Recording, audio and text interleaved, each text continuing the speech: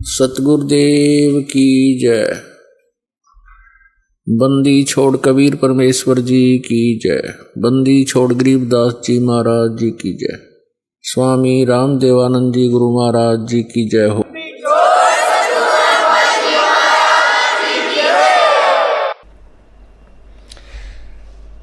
अब परमात्मा बताते हैं कि सतलोक में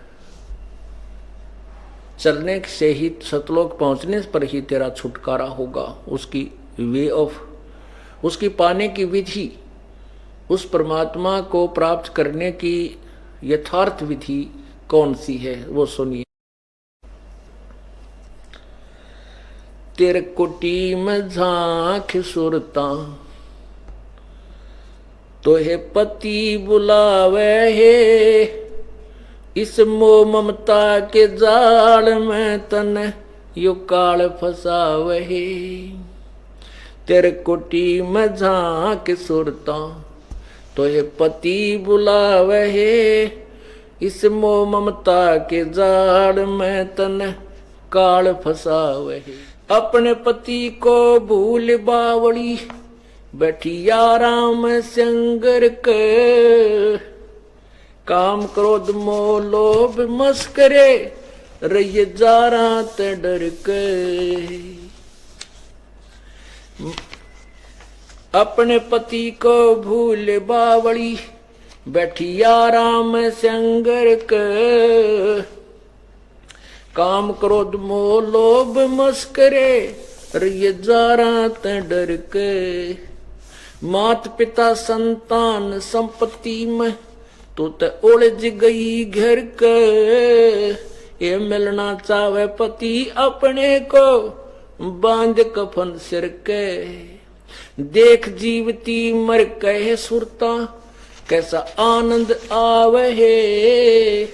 इस मोह ममता के जाल में तो है काल फसावे है। तिरकुटी में झांक सुरता तो ये पति बुलावे है। मोह ममता के जाल में तो है यू काल फसावे है। पति मिलन की विधि बताऊं सुन सुरता चितला के। सतपुरुष से कर ले सगाई ये गुरु बिचौला बना के। सत्संग बान बैठिए लाडो दान की मेहंदी लाके। पांचों गहने पैर सुहागण सतनाम की बिंदी लाके। प्रेम की लाली ला कहे सुरता क्यों न पति रझावे। इस मोह ममता के जाल में तो काल फसावे। जाप अजपा जप के अपना दहेज बना लिए। अनहद बाजा बाजन लागे तब खुशी मना लिए। आवे बिरहा कबीर लेन खुश हो के चालिए। फिर प्रेम की बारिश होवन लागे मुड़ ना लिए। सार शब्द का सुरमा घा लिए जब पति को भाव है। इस मोह ममता के जाल में तो काल फसावे है। आधीनी की मांग भरा के तो चलिए नाड़े झुका के। संत समागम बरात तेरी वो ले जावेगा ब्याह के। सुरत नृत की डोली तेरी बैठ शिखर में जाके। मकर तार का खेल कांगना अलल जान लगा के। बैठ विश्वास सेज बिछा के जब शब्द छैल आवे है। इस मोह ममता के जाल में तो काल फसावे है। दिव्य दृष्टि से देख लिए तू अपने पति का सेरा। सोने शिखर में एक सफेद महल है जहाँ तेरे पति का डेरा। इन त्रिलोकी यारों को भूल बावड़ी इच्छा बीज भस्म हो तेरा। राम दवाई सच कहत हूँ सतगुरु करावे फेरा। रामपाल सतगुरु का चेरा, काल खड़ा लखावहे। मोह ममता के जाल में तो काल फसावहे। अब इसमें विधि बताई है उस परमात्मा के पाने की। क्या बताई है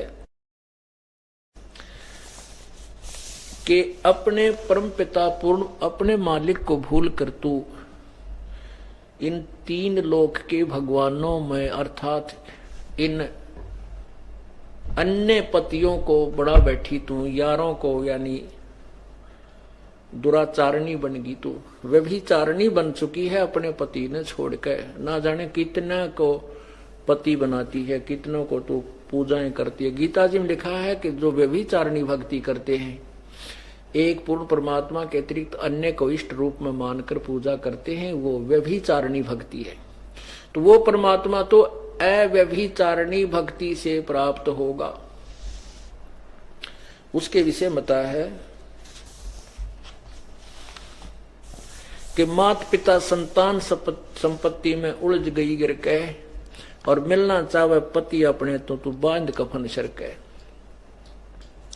और देख जीवती मर के सुरता आनंद किसा आनंद आवे है। जीवती मरना यही है कि हमें ये मालूम है, ज्ञान हो गया है कि बुराई नहीं करनी है। बीड़ी शराब मांस तंबाकू सिनेमा आदि फिल्म देखने मन खूब जोर लगाता है, लेकिन हमने नहीं देखनी है। आप देखते हो कि ये अपने हरियाणा में विशेषकर और फिर विशेषकर रोहतक जिले में और आसपास के क्षेत्र में बहुत बुरा हाल होता है। होली मना होली खेलना जो पता नहीं कितना बुरा हाल कर लेते हैं। लाल पीड़े मुंह लट्ठम लट्ठा फिर कुरडे बनाकर बुद्ध मस्तार देते हैं, लेकिन हमारे भक्त कभी नहीं खेलते।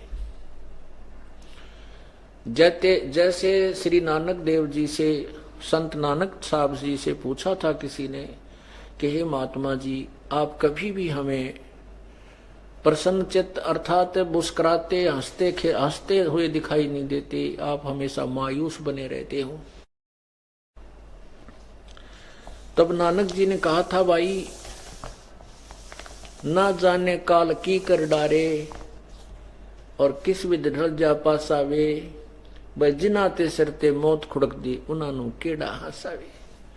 अब यहाँ ना जाने कब बिजली गिर जाए, बालक मर जा, हम मर जाए, कोई रिश्तेदार बेटी विधवा हो जाए, पता नहीं टांग कट जाए, कैंसर हो जाए 1 मिनट में। कहते यहाँ से हंसी खुशी किस उद्देश्य से और किस आधार से मनाए। कहते बेटा जाया खुशी हुई भाई खूब बजाए थाले। आवन जावन लग्या हुआ है ज्यों कीड़ी का नाल। लड़का हो गया, लड़के के होने में पता नहीं कितना खर्च किया है, कितने व्यक्तियों को बुलाया, खूब बाजे गाजे मस्तार दिया, और 1 वर्ष के बाद वो लड़का मृत्यु को प्राप्त हो गया।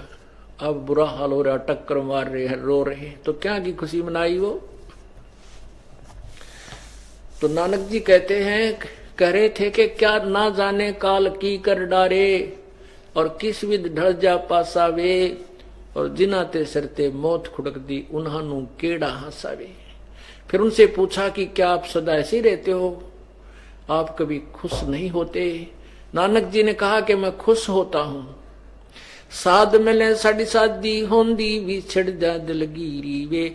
अख दे नानक सुनो जहाना ये मुश्किल हाल फकीरी वे।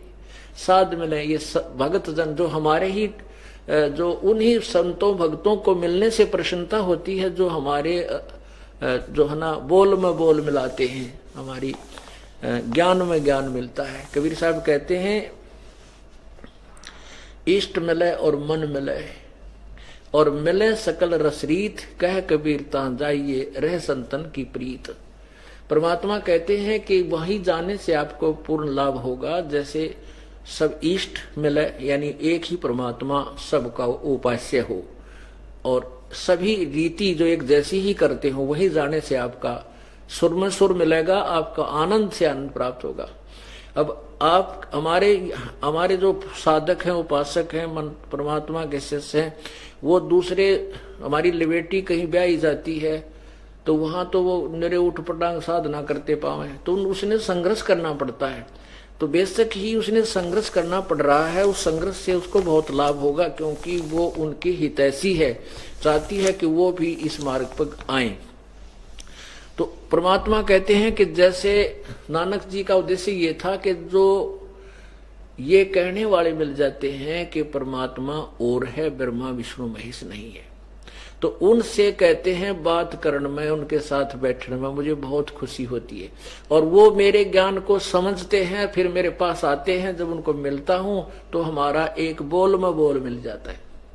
तो वो जब मिलते हैं तो मुझे बहुत खुशी होती है, और जब वो सत्संग के बाद चले जाते हैं तो फिर मैं वैसे ही मायूस हो जाता हूं।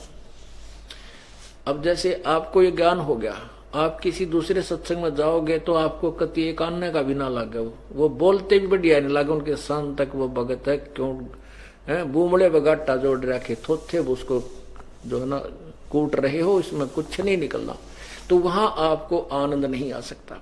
यहां आते हो, एक एक बात एक भक्त कहता है ऐसा कर दिया, दूसरा कहा बिल्कुल सही, ऐसे भगवान ना जाने के कर दे, और ये पूर्ण परमात्मा कबीर है, दूसरा कहा भाई भगवान न पड़े हैं तो यही परमात्मा है, और तो भगवान न को नहीं, क्योंकि सब निर्णायक ज्ञान आपके समझ। तो ऐसे स्थानों पर आने से कहते साध मिले साड़ी सादी होंदी बिछड़ जा दिलगीरी वे, अख दे नानक सुनो जहाना ये मुश्किल हाल फकीरी वे। कि जब ये भक्त जन आते हैं, शादी होती है, मेरा खुशी होती है, कोई ठिकाना नहीं रहता, और जब ये चले जाते हैं मैं एकांत में बैठकर फिर रोता हूं। क्यों रोता हूं? ये भगवान कहीं इनको कोई वहां काल के दूत डगमग ना कर दें और इन पुण्य आत्माओं को बर्बाद ना कर दें। जब ये ज्यों के तुम वापस आ जाते हैं तो मुझे बड़ी खुशी होती है कि काल के कीड़े से बचे हुए हैं। साध मिले साड़ी सादी होंदी विछड़ जा दिलगीरी वे, अख दे नानक सुनो जहाना मुश्किल हाल फकीरी वे। कि इस काल के जाल में ये साधना बड़ी टेढ़ी खीर है, फिर भी परमात्मा मदद करता अपनी पुण्यात्माओं की। अब कहा कि पति मिलन की विधि बताऊं, सुन सुरता चित लाके, सतपुरुष से कर ले सगाई तो गुरु बिचोला बना के। सत्संग बान बैठिए लाडो दान की मेहंदी लाके, पांचों गहने पैर सुहागण सतनाम की बिंदी लाके। और प्रेम की लाली लाके अपना क्यों ना पति रिझावे है। अब इसके अंदर सब वो गहने बताए गए हैं कि जैसे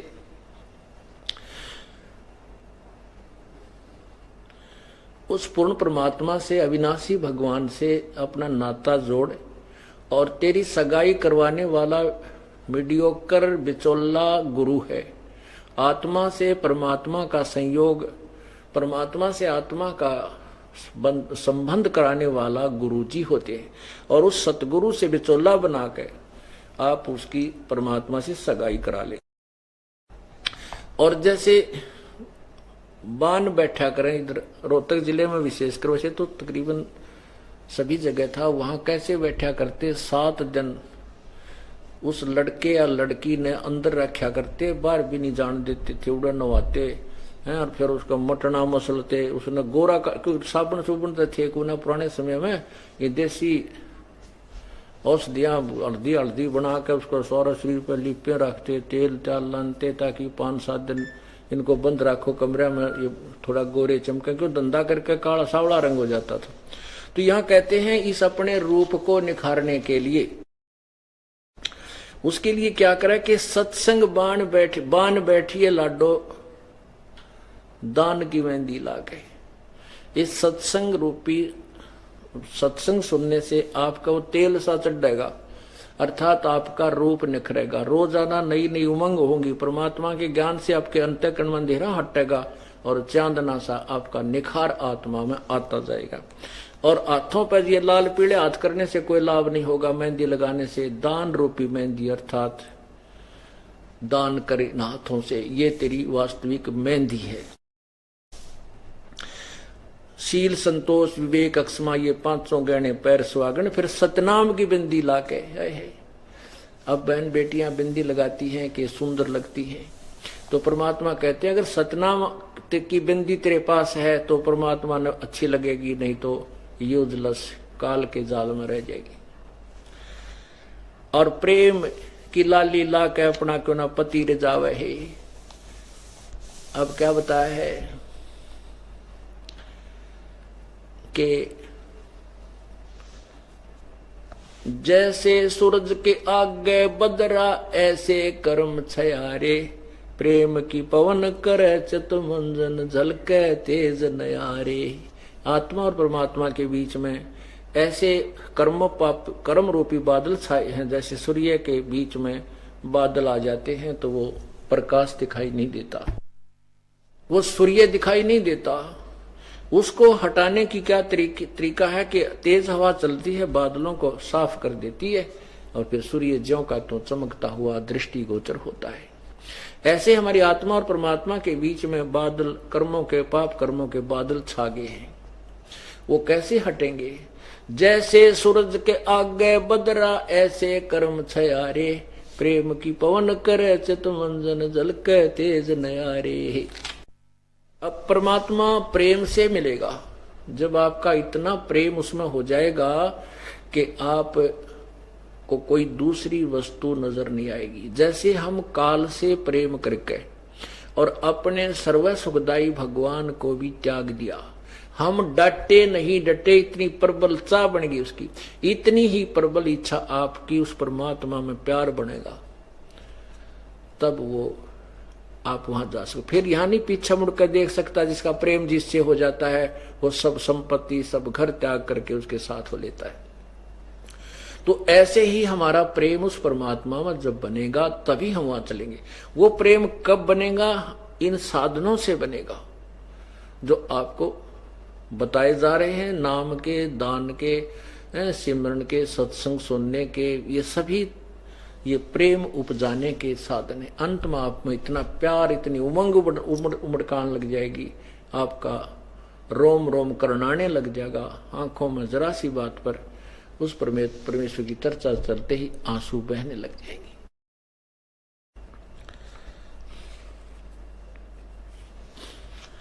तो क्या बताते हैं कि तब परमात्मा को कि इस जो आप लिपस्टिक लगाते हो ये तो नकली काम है, वास्तविक लिपस्टिक वो लगाओ, उस प्यार वाली परमात्मा के प्रति आपका प्रेम उत्पन्न हो, तब भगवान ने तुम प्यारी लगेगी। आत्मा को समझा जा रहा है। जाप अजप्पा जप के अपना दहेज बना लिए, अनहद बाजा बाजन लगे तब खुशी मना लिए। अब लड़की जब प्रसन्न होती है कि ब्याह सगाई होती है, क्योंकि बरात आ गई ना आई, फिर बाजा बाजा, जब उसका विश्वास दृढ़ होता है कहाँ खुड़का दुड़का होने लग गया, बात बन गई। तो ऐसे ही परमात्मा इस आत्मा को कह रहे हैं कि तू ये श्वास, उस श्वास का जो जाप है, अजप्पा जाप सतनाम का, इसको जप के अपने ये धन इकट्ठा कर ले और फिर आपके यहां अंदर आवाजें आने लगेंगी। ये आपने देखा होगा, इस 2-3 पंथ हैं वो सब घुमा फिरा कर यही छोड़ देते हैं कि कान बंद करो, आंख बंद करो और फिर एकांत में बैठ कर घंटों तक अंदर आवाज सुनो। इस पिंड में, इस शरीर कहो चाहे पिंड कहो चाहे अंड कहो, इसमें केवल काल के लोक की आवाजें हैं। वो परमात्मा का जो वास्तविक धुन है वो इससे पार है, सतलोक में है।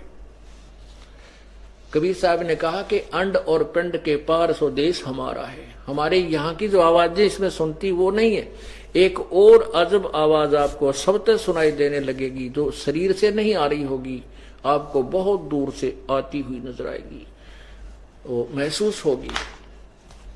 ये शरीर में सुनने वाली धुन व्यर्थ है। तो कहते हैं वो जो तेरा अनहद बाजा बाजन लागे फिर खुशी मना लिए। जब मान लेना कि पति यानी वो तेरा दुल्हा निकट आ रहा है, अब आ लिया, यानी जो बाजा बाजन लग गया आवाज, तो समझ लेती है लड़की कि अब बात बन चुकी है, वो प्रवेश कर चुका है नगर में। अब क्या बताते हैं आवे ब्रहा कबीर लेन ने खुश होकर चालिए, और प्रेम की बारिश होने लागे फिर मलमल ना लिए। उस परमात्मा के प्रेम में आपकी रह रहकर आंसू बहेंगे।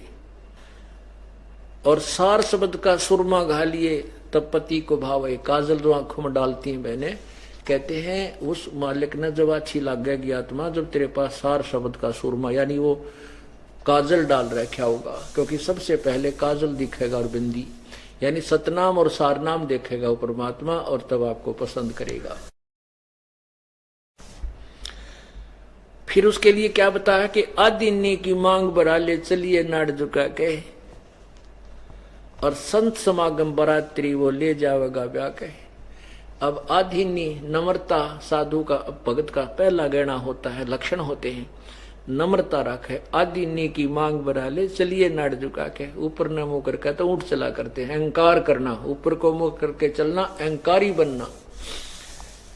और ये संत समागम बारात है इस आत्मा की, वो परमात्मा ऐसे ही तुझे ब्याह ले जाएगा, अर्थात वो अपना लेगा, आपको अपनी समझ लेगा।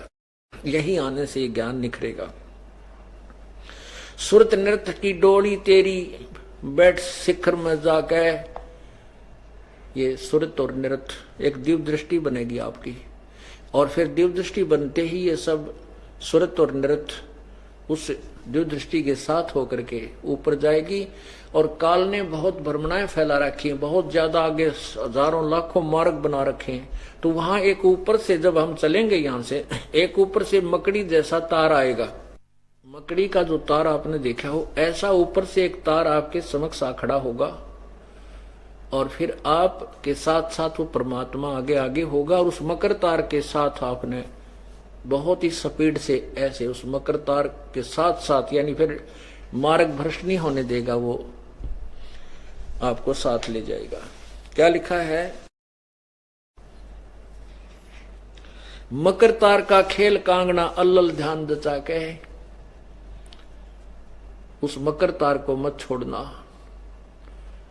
ये तेरा कांगना खेलना। पहले खेला करते कांगना, हमने देखा तो उसमें कुछ रखा करते, उसने वधू पहले उठाना चाहती है उसका दो जिसके साथ कांगना खेल रहा वो अपनी तरफ, तो कहते हैं तू अपना झपट के उस मकर तार न पकड़ लिए और फिर पार हो जाना, विजयी हो जाना।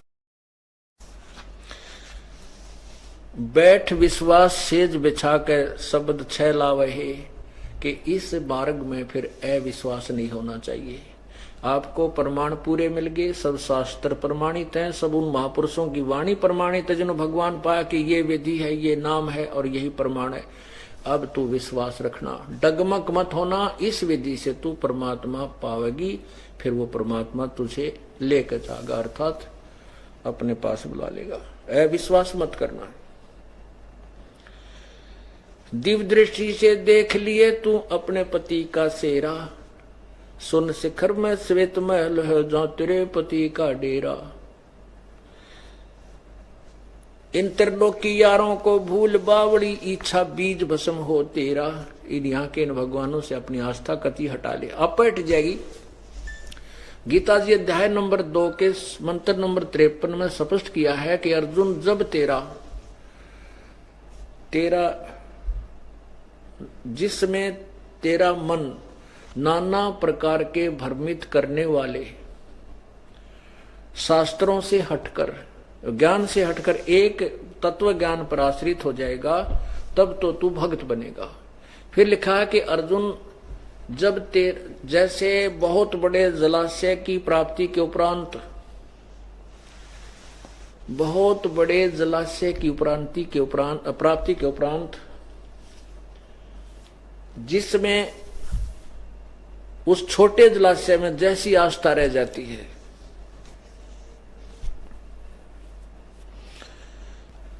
ऐसे ही जिस समय तुझे पूर्ण परमात्मा का ज्ञान समझ में आ जाएगा, तो उस समय जब तुझे पूर्ण परमात्मा की महिमा का परिचय हो जाएगा, तत्व ज्ञान के आधार से जब तुझे ये ज्ञान हो जाएगा, तो उस समय पूर्ण परमात्मा की प्राप्ति यानी गुणों से परिचित हो जाने के बाद जो अन्य भगवान है, जो ब्रह्मा विष्णु महेश ब्रह्म पर ब्रह्म त्रि, जो आस्था रह जाएगी। उतनी ही आस्था रह जाएगी। जैसे एक छोटा सा तालाब है और पहले तालाबों पर ही जीवन निर्वाह होता था, उसी में तब पिया करते, उसी में पशुओं को पिलाते थे, उसी से सिंचाई थोड़ी बहुत कर लेते थे। और वो तालाब यदि एक वर्ष वर्षा ना हो तो वो सूख जाता था, तो उस पे आश्रित सभी प्राणी पीड़ा से पीड़ित होते थे, तंग पाते थे। वो सफिशिएंट नहीं था, फिर भी बुरा नहीं था।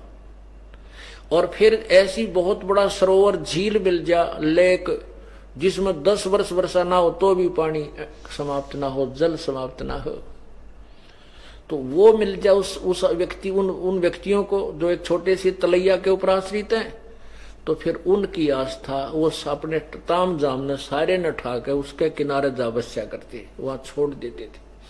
वो तालाब बुरा नहीं लगता उनको, क्योंकि उसमें भी जल था, लेकिन उसके तुलना में उसकी अक्षमता बहुत नाम मात्र थी। वो आप भी अस्थायी था, वो भी पूर्ण रूप से निर्भर नहीं था, और उसके ऊपर आश्रित होने वाले भी आपत्ति में ही रहते थे।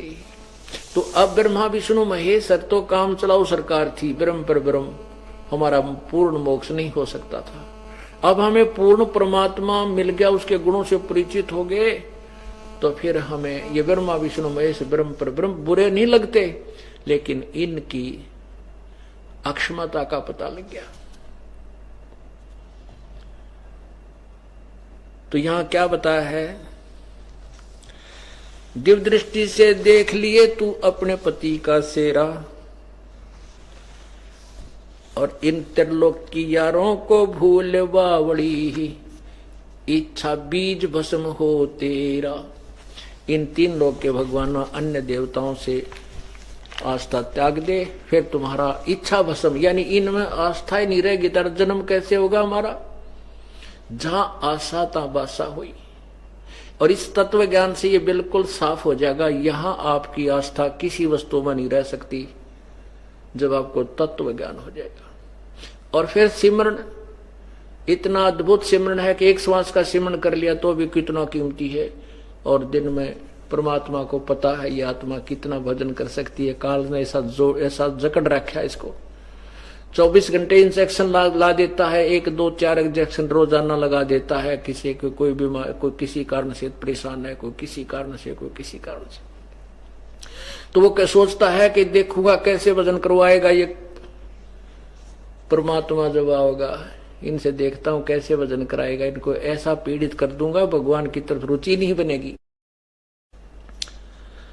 और परमात्मा कहता मेरे पास वो जड़ी है कि इनसे वजन भी करवाऊंगा, और इनके जो इंजेक्शन तू लाओगा उसका जो है एंटी रिएक्शन इंजेक्शन मेरे पास है, वो तेरी इंजेक्शन खत्म कर दूंगा, तेरी जो एक्शन है तेरी दवाई का वो नहीं होगा। अर्थात ये दुखी करता है परमात्मा, आपको सुखी कर देगा, आपके वो दुख निवारण कर देगा। और फिर हमारे को परमात्मा इतना सुखी नहीं करेगा जितना तुम सोच रहे हो। सुख का मतलब ये नहीं है कि आपको पीड़ित रखेगा, नहीं, छोटा कुछ ना कुछ थोड़ा बहुत कष्ट जो आपको देना आवश्यक समझेगा। तो आप ये ना समझना कि मुझे कोई आराम नहीं हो रहा, शरीर में कुछ ना कुछ ठूंठा हो ही रहती है, नाम भी दे रखा है, ये आवश्यक ही होगा, इसलिए परमात्मा कर रहा है। जब आप पूर्ण रूप से सुखी हो जाओगे, ये गारंटीड बात है, नाम ले लो तो कति नहीं लोगे। तो परमात्मा कहते उस सुख के माथे सिला पड़ा जिससे नाम हृदय जा, और बलिहारी उस दुख के जो पल पल नाम रटावे। परमात्मा ऐसा सुख भी ना दिए जिससे तेरा नाम भूल पड़ जा, और बलिहारी उस दुख के जो तेरी याद बनाए रखे।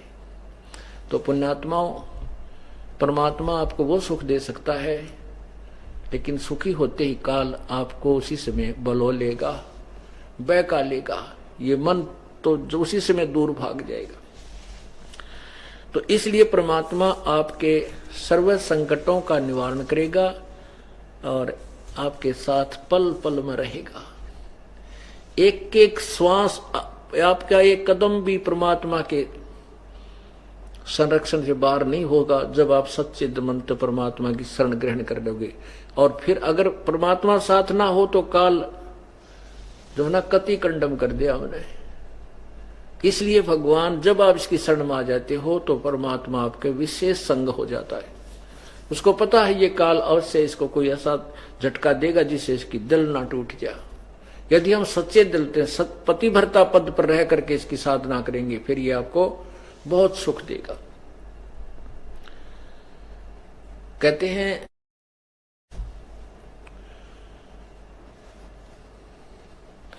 पतिव्रता जमी पर जो जो धर है पाँव, समर्थ झाड़ू देत है ना कांटा लग जावे। पतिव्रता यानी जब हम अपने एक परमात्मा कबीर परमेश्वर पर तन मन धन से आश्रित हो जाएंगे तब हम पतिव्रता होंगे, हम अव्यभिचारी होंगे।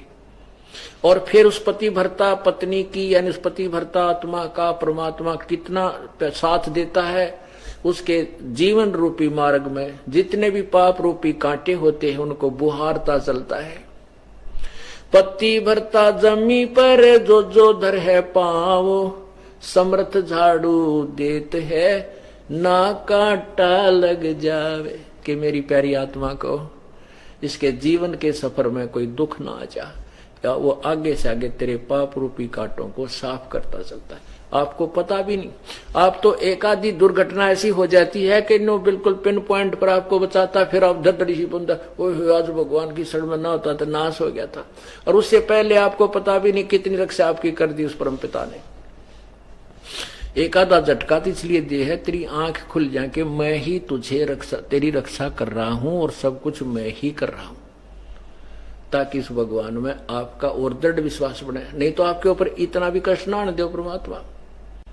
वो आवश्यक होगा तभी देता है। ये कहते हैं राज्य क्रम ताराम की रजा दरे जो शीश, और दास गरीब दरस परस तिस बैठे जगदीश। अब हम ऑपरेशन थिएटर में आगे हैं तो हमने उसमें कोई अपनी नहीं चलानी चाहिए, वो तो डॉक्टर ही करे जो करे, बस आंख मीच कर लौट जा। डॉक्टर कभी अहित नहीं करेगा। ऐसे ही हम परमात्मा के इस ऑपरेशन थिएटर में आगे जहां जन्म मरण का रोग कटेगा तो ईब हमने अपनी नहीं चलानी चाहिए, समर्पण कर देना चाहिए डॉक्टर कबीर परमात्मा को। बोलो सतगुरुदेव।